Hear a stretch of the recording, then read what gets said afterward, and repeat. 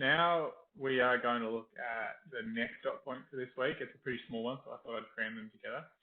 This is the changing political standing of Mao Zedong and Deng Xiaoping.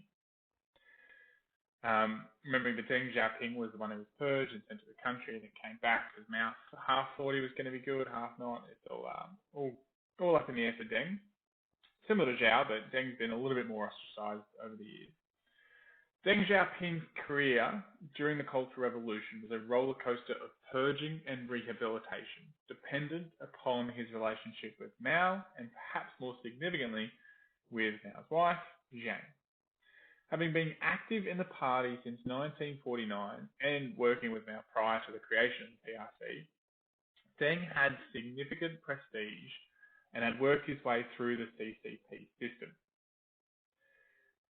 In the aftermath of the Great Leap Forward, it had been Deng and Liu Shaoqi who had taken over economic control from Mao, and it was Mao's fear that Deng and Liu's reforms could lead to a return of capitalism that played a key role in leading him towards the Cultural Revolution.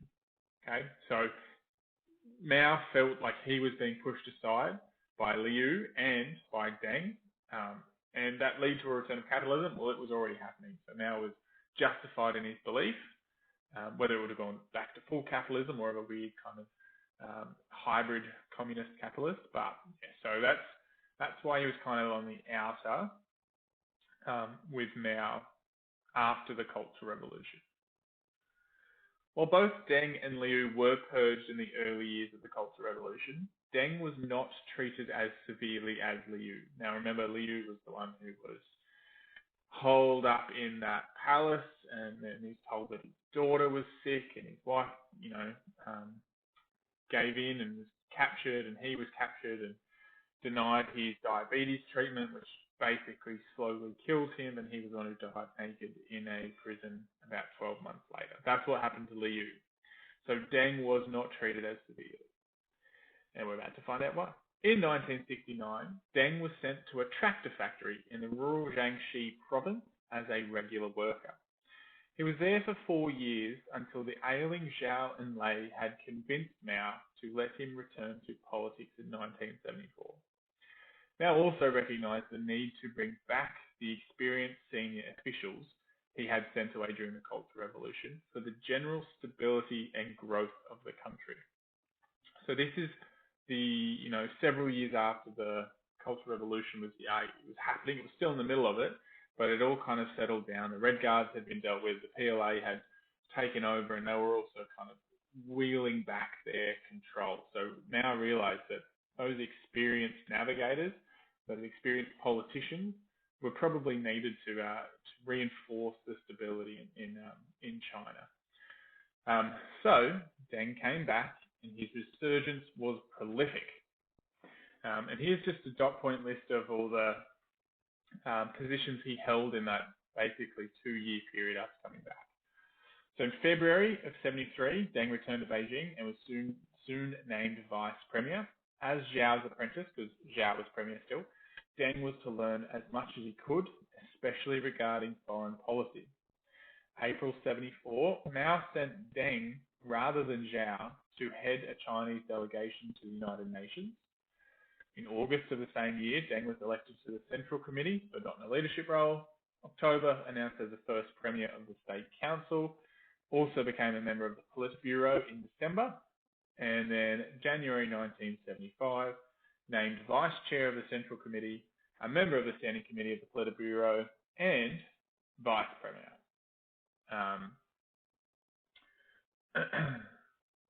Vice premier twice.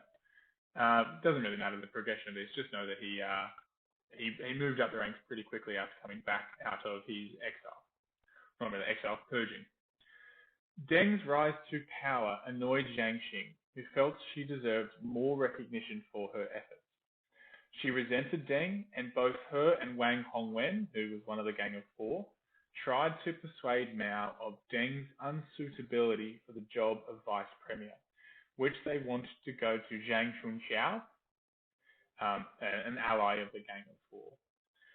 Now, Mao had still kind of thought of Deng as a possible successor, so he remained resolute in backing Deng, and even had to go so far as to warn his wife not to form a gang with her supporters, the Gang of Four, which hadn't officially gathered that title, but they were still a force to be reckoned with.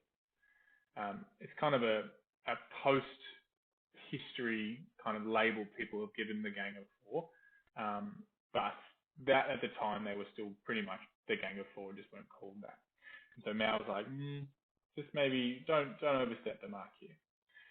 However, towards the end of 1975, Zhang's influence and probably consistent discussions influenced Mao, and he asked Deng to compile a list of self-criticisms, which we will come back to. Basically, got to bring yourself down a bit. You're getting too good. You need to start to admit things that you've done wrong. Bit of a shame game. With Xiao hospitalized, Deng increasingly took charge. During most of that year, so 1975, he set about rebuilding the party throughout the country and rehabilitating victims of the Cultural Revolution. Just trying to fix things, really.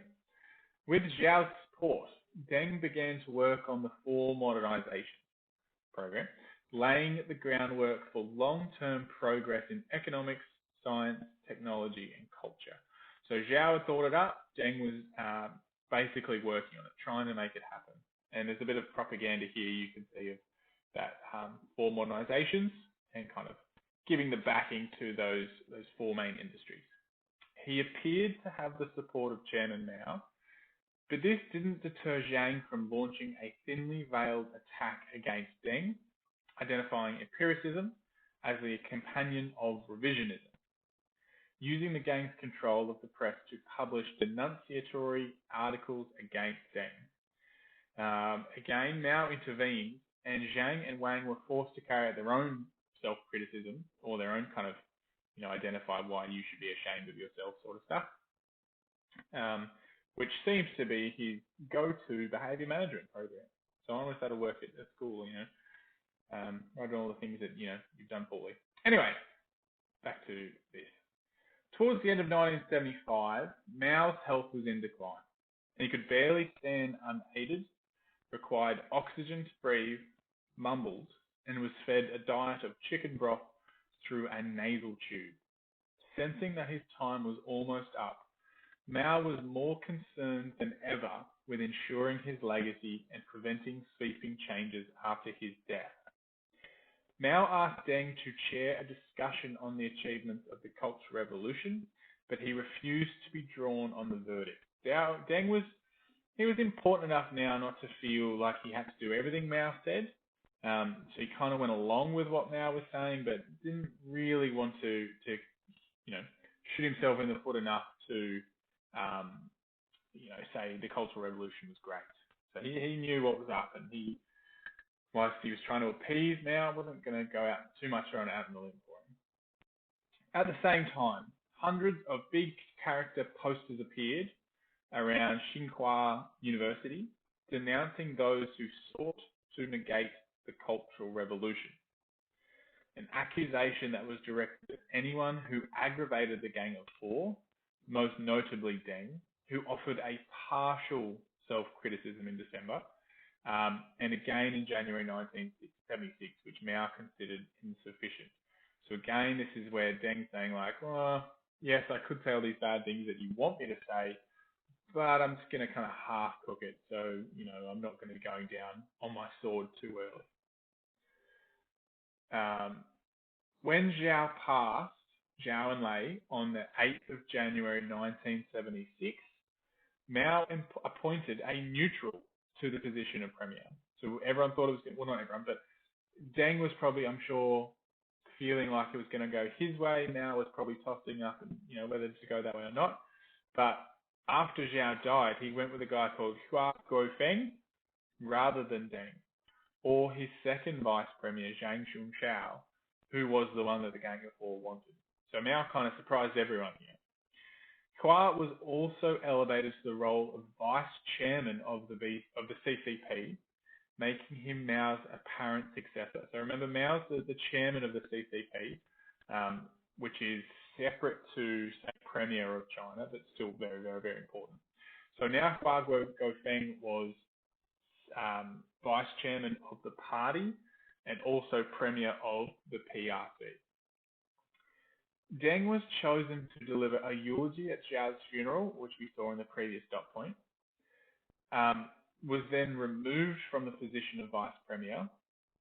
He would not return until the summer of 1977. Remember, because Jiang Xing basically made him take the fall for the Tiananmen incident and all that kind of public upswell for Zhao. So that's why Deng disappears. He'll come back. But yeah, again, he's been kind of kicked out a little bit, bailed to South China. Although Mao demanded and received political power and control, the one thing he could not control was the feelings of his people. I promise you that is supposed to say was.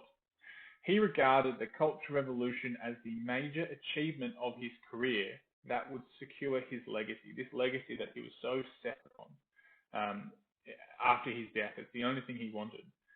But the Tiananmen incident showed that his legacy may be beyond his control. He may not have power to tell his people exactly what he wants to be remembered by. And that's where we're going to go into the future dot points. So your two questions for this one. Why was Jiang Xing opposed to Deng Xiaoping as Mao's successor? Why didn't she like Deng Xiaoping?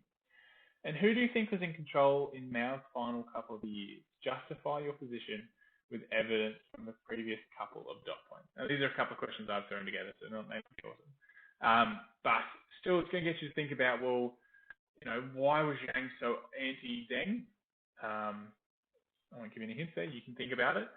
And who really was in control when Mao in those last couple of years? Was it Jiang Xing? Was it Mao's aides who was feeding him?